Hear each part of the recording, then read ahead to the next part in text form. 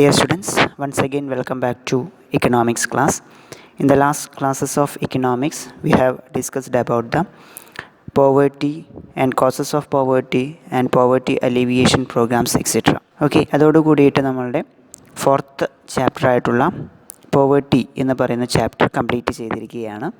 അടുത്തതായിട്ട് നമ്മൾ next ചാപ്റ്ററിലേക്ക് move ചെയ്യാൻ വേണ്ടി പോകുന്നു. That is human capital formation in India. മനുഷ്യ മൂലധന സ്വരൂപീകരണം ഇന്ത്യയിൽ എന്നുള്ളതാണ്. ഓക്കെ, അപ്പോൾ ആദ്യമായിട്ട് നമുക്ക് മനുഷ്യ മൂലധനം എന്താണ് എന്നുള്ളത് പരിചയപ്പെടാം. What is human capital? An uneducated, untrained and unhealthy person is not productive. He cannot contribute to production.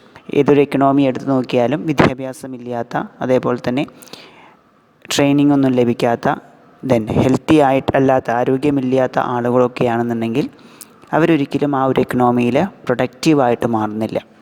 Okay, എങ്ങനെയുള്ള ആളുകളാണ് പ്രൊഡക്റ്റീവായിട്ട് മാറുന്നത്?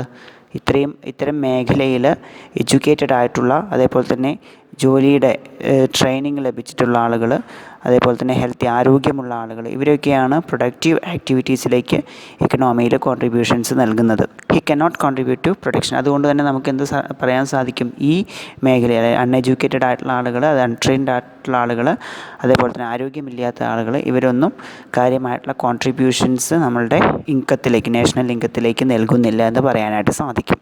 On the other hand, an educated, trained and healthy person is productive.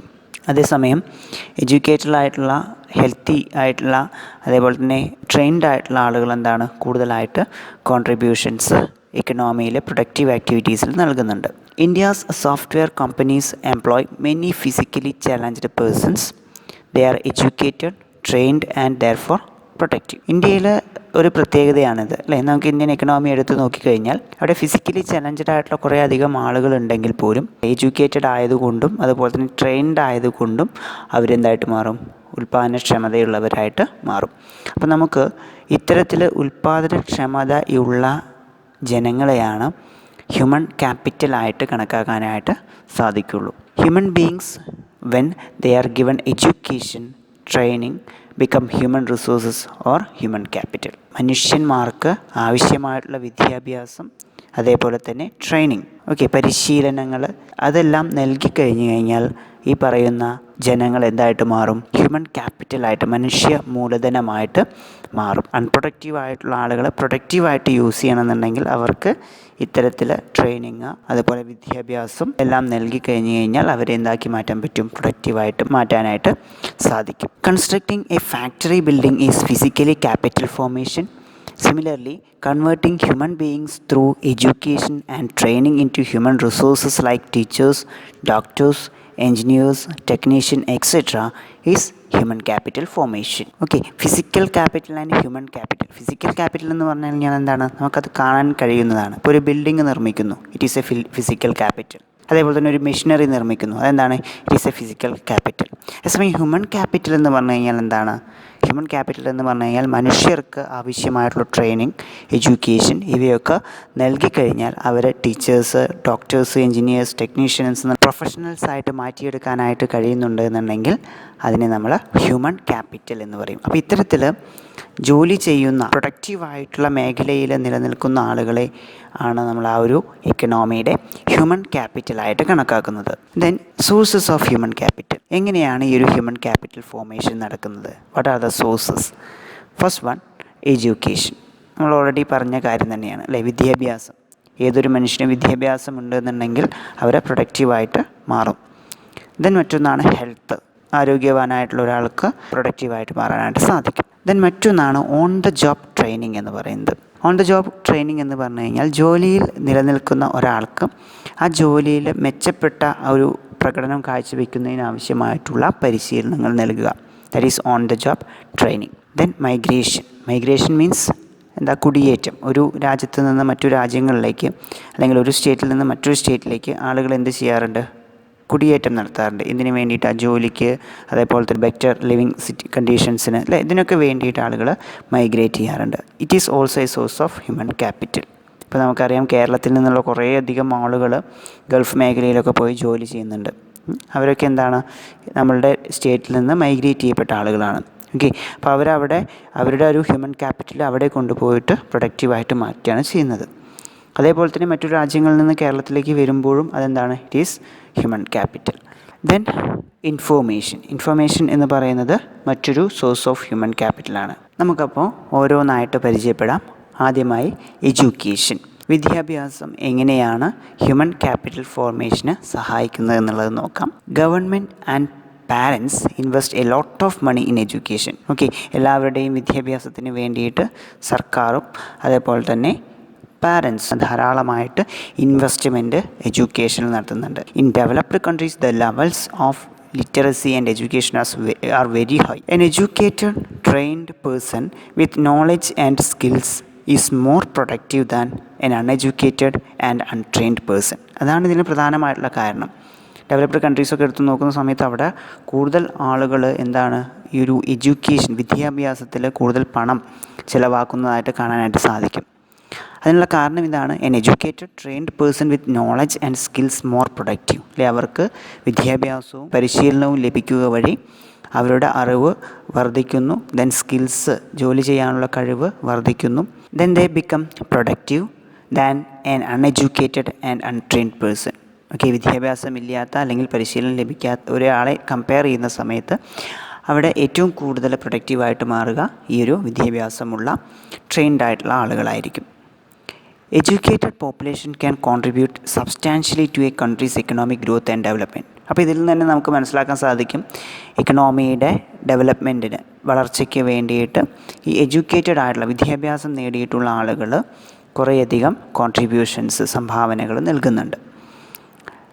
Education is desirable and beneficial because it rises the quality of life.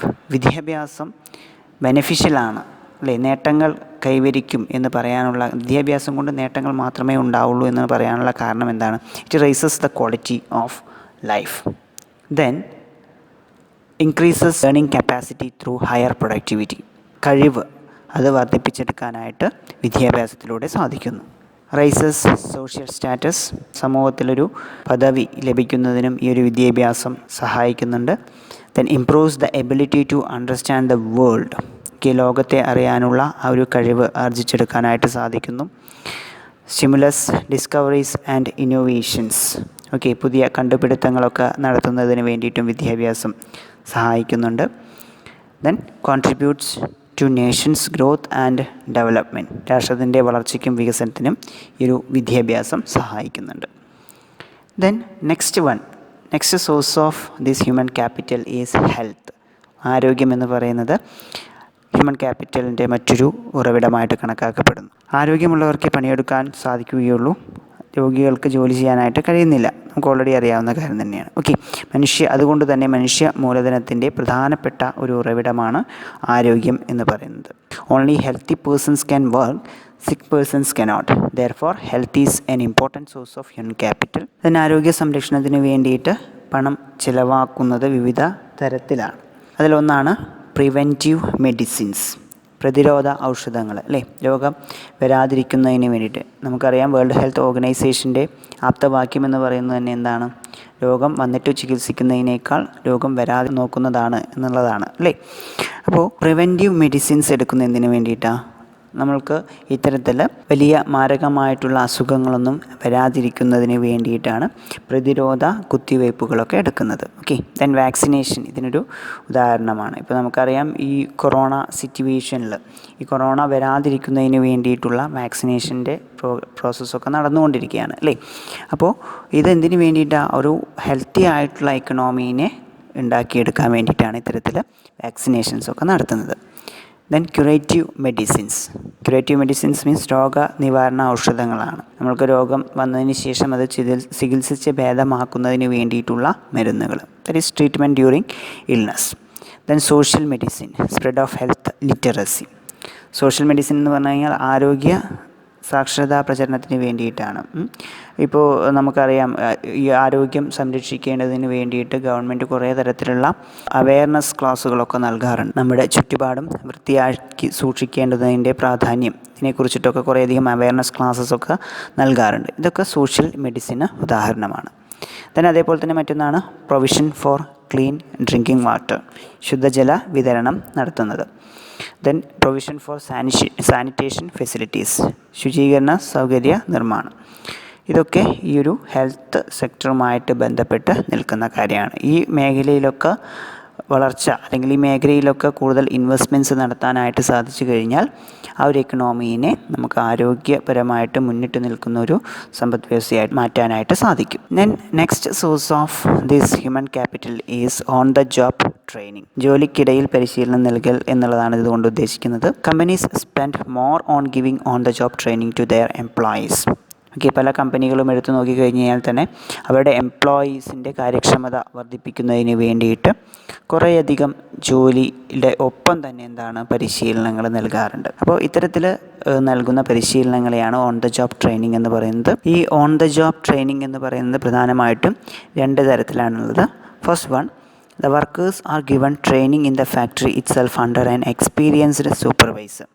പരിചയസമ്പന്നരായ ഒരു സൂപ്പർവൈസറുടെ കീഴിൽ ഫാക്ടറിയിൽ ജോലിക്കിടയിൽ വെച്ച് തന്നെ പരിശീലനം നൽകുന്നതാണ് ഒന്നാമതായിട്ട് വരുന്നത്. ദെൻ മറ്റൊന്നെന്ന് പറയുന്നത് the workers are send for off campus training. After training the workers are asked to work for a specific period. Thus the factory gains enhanced productivity. In short, on the job training means providing training while on the job. ജീവനക്കാരെ പരിശീലനത്തിനായി പുറത്ത് പറഞ്ഞയക്കുന്നതാണ് മറ്റൊരു രീതി എന്ന് പറയുന്നത്. പരിശീലനത്തിന് ശേഷം ഒരു നിശ്ചിത കാലാവധി ഫാക്ടറിയിൽ പണിയെടുപ്പിക്കുന്നു. അപ്പോൾ ജീവനക്കാരിൽ ഫാക്ടറിക്ക് വർദ്ധിത ഉൽപ്പാദനക്ഷമതയും കൈവരും. ചുരുക്കത്തിൽ ജോലിക്കകത്ത് വെച്ച് തന്നെ ഉള്ള തൊഴിൽ പരിശീലനമാണ് ഓൺ ദ ജോബ് ട്രെയിനിങ് എന്ന് പറയുന്നത്. ഓക്കെ, അപ്പോൾ നമുക്ക് കാണാൻ സാധിക്കും പല ഇൻ്റർവ്യൂസൊക്കെ കഴിഞ്ഞ് കഴിഞ്ഞാൽ അവിടെ ജോലിക്കെടുക്കുകയും അതിനൊപ്പം തന്നെ എന്താണ് ജോലിക്ക് ആവശ്യമായിട്ടുള്ള പരിശീലനങ്ങൾ നൽകുകയും ചെയ്യുന്നുണ്ട്. That is on the job training. Then next is migration, another source of human capital. Migration എന്ന് പറഞ്ഞു കഴിഞ്ഞാൽ കുടിയേറ്റമാണ്. Kerala is famous for rural and urban migration and out migration. Lakhs of Keralites in work in Middle East, the USA, Europe, Australia etcetera. Okay, കുടിയേറ്റം എന്നത് ഇക്കാലത്തെ പ്രധാനപ്പെട്ടൊരു പ്രവണതയായിട്ട് കണക്കാക്കപ്പെടുന്നു. ലക്ഷക്കണക്കിന് കേരളീയരാണ് പശ്ചിമേഷ്യൻ രാജ്യങ്ങളിൽ, അമേരിക്കയിൽ, യൂറോപ്പ്, ഓസ്ട്രേലിയ പോലുള്ള രാജ്യങ്ങളിൽ പണിയെടുക്കുന്നത്. ജനങ്ങൾ കുടിയേറി പാർക്കുന്നത് 2 കാരണങ്ങൾ കൊണ്ടാണ്. പ്രധാനമായിട്ടും ഈ ജനങ്ങൾ ഒരു രാജ്യത്തു നിന്ന് മറ്റൊരു രാജ്യങ്ങളിലേക്കോ അല്ലെങ്കിൽ ഒരു സ്റ്റേറ്റിൽ നിന്ന് മറ്റൊരു സ്റ്റേറ്റിലേക്കോ കുടിയേറാനുള്ള പ്രധാനമായിട്ടുള്ള കാരണങ്ങൾ. First one, unemployment in the home state or country. ഇവരുടെ രാജ്യത്ത് തൊഴിലില്ലായ്മ നിലനിൽക്കുന്നത് കൊണ്ടാണ് ഇവർ ഇത്തരത്തിൽ മൈഗ്രേഷന് തയ്യാറാവുന്നത്. ഓക്കെ, തൊഴിലില്ലായ്മ ഈ മൈഗ്രേഷൻ്റെ പ്രധാനമായിട്ടുള്ളൊരു കാരണമായിട്ട് കണക്കാക്കപ്പെടുന്നു. Then better job and living prospects abroad. അല്ലെ, വിദേശത്ത് കൂടുതൽ നല്ല ജോലിക്ക് അല്ലെങ്കിൽ ജീവിതത്തിനൊക്കെ സാധ്യത വർദ്ധിക്കുന്നതുകൊണ്ടാണ് ഇത്തരത്തിൽ മൈഗ്രേഷൻ വർദ്ധിക്കുന്നത്. Then migration involves cost such as. പ്രധാനമായിട്ടും ഈ ഒരു മൈഗ്രേഷൻ സംഭവിക്കുമ്പോൾ അത് നേരിടുന്ന പ്രധാനമായിട്ടുള്ള ചിലവുകൾ എന്തൊക്കെയാണ്? First one, travelling cost. അല്ലെ, യാത്രാ ചിലവ് വരുന്നുണ്ട്. Learning the specifics of job abroad. അല്ലെ, വിദേശത്തെ ജോലിക്ക് ഉതകുന്ന വിദ്യാഭ്യാസം അത് ലഭിക്കുന്നതിന് വേണ്ടിയിട്ടുള്ള ചിലവ് നേരിടുന്നുണ്ട്. ഓക്കെ, നമുക്കറിയാം പല രാജ്യങ്ങളും പുറം രാജ്യങ്ങളിലേക്ക് ജോലി ലഭിക്കുന്നതിന് വേണ്ടിയിട്ട് എന്ത് ചെയ്യുന്നുണ്ട്, പല ഇൻസ്റ്റിറ്റ്യൂഷൻസും പ്രത്യേകമായിട്ടുള്ള ട്രെയിനിങ്സൊക്കെ കൊടുക്കുന്നുണ്ട്. അപ്പോൾ അത് കിട്ടിയതിന് ശേഷം മാത്രമാണ് ഇവർ മറ്റുള്ള രാഷ്ട്രങ്ങളിലേക്ക് ജോലിക്ക് വേണ്ടിയിട്ട് മൈഗ്രേറ്റ് ചെയ്യുന്നത്. അപ്പോൾ അതിന് വേണ്ടിയിട്ടും എന്താണ് ഇത്തരത്തിലുള്ള കോസ്റ്റ് വരുന്നുണ്ട്. Then higher cost of living abroad. മറുനാട്ടിലെ ഉയർന്ന ജീവിത ചിലവ്. നമുക്കറിയാം ഇപ്പോൾ ഇന്ത്യയിൽ ജീവിക്കുന്ന ആ ഒരു കോസ്റ്റ് അല്ല അമേരിക്കയിൽ ജീവിക്കാനായിട്ടുള്ളത്. അപ്പോൾ അവിടെ ഈ ഒരു കോസ്റ്റ് ഇത്തരത്തിൽ മൈഗ്രേഷൻ കൊണ്ട് കോസ്റ്റ് ഉണ്ടാവുന്നുണ്ട്. Then real cost of separation if the worker is separated from the family. കുടുംബത്തെ തനിച്ചാക്കി പോകുന്നതിൻ്റെ കാരണം കൊണ്ട് പല ഗൾഫ് മൈഗ്രേഷനൊക്കെ നടന്നിട്ടുള്ള ആളുകളുടെ കാര്യം ചിന്തിച്ച് കഴിഞ്ഞാൽ തന്നെ നമുക്ക് മനസ്സിലാവും അല്ലേ. അതായത് വീട്ടിലേക്ക് ആകെയുള്ളൊരു സോഴ്സ് ഓഫ് ഇൻകം അവരുടെ ആയിരിക്കും. അവർ മൈഗ്രേറ്റ് ചെയ്ത് മറ്റുള്ള നാടുകളിലേക്ക് പോയി കഴിഞ്ഞാൽ അവിടെ എന്താണ് ഈ ഒരു കോസ്റ്റ്, ആ ഒരു ഫാമിലിയുടെ കോസ്റ്റ് വർദ്ധിക്കുന്നതായിട്ട് കാണാനായിട്ട് സാധിക്കും. Then psychic costs of living in A strange foreign environment. അപരിചിതമായ സാഹചര്യങ്ങളിൽ ജീവിക്കേണ്ടി വരുന്നതിൻ്റെ മനഃശാസ്ത്രപരമായിട്ടുള്ള ചിലവ്, അതും ഈ പറഞ്ഞ ഈ ഒരു മൈഗ്രേഷൻ കൊണ്ടുണ്ടാവുന്ന കോസ്റ്റിൽ പെടുത്താവുന്നതാണ്. Then next source of this human capital is information. Information എന്ന് പറഞ്ഞു കഴിഞ്ഞാൽ നമുക്ക് ഓൾറെഡി അറിയാവുന്നതാണ്, അറിവ് അല്ലേ. Information on appropriate healthcare educational courses, institutions providing such courses, opportunities for jobs in different places and countries, salary level in different jobs, etc. are very important. Expenditure on such information is regarded as investment in human capital. അതായത് തക്കതായ കോഴ്സുകൾ, ആ കോഴ്സുകൾ ലഭ്യമായ സ്ഥാപനങ്ങൾ, വിവിധ രാജ്യങ്ങളിലും സ്ഥലങ്ങളിലും ലഭ്യമായ തൊഴിലവസരങ്ങൾ, വിവിധ ജോലികൾക്ക് ലഭിക്കുന്ന ശമ്പള നിരക്കുകൾ തുടങ്ങിയവ സംബന്ധിച്ച വിവരങ്ങൾ അറിഞ്ഞിരിക്കേണ്ടത് സുപ്രധാനമാണ്. ഇത്തരം വിവരങ്ങൾ ലഭിക്കുന്നതിന് വേണ്ടിയുള്ള ചെലവുകളും മനുഷ്യ മൂലധനത്തിനായുള്ള നിക്ഷേപമായിട്ട് കരുതാം.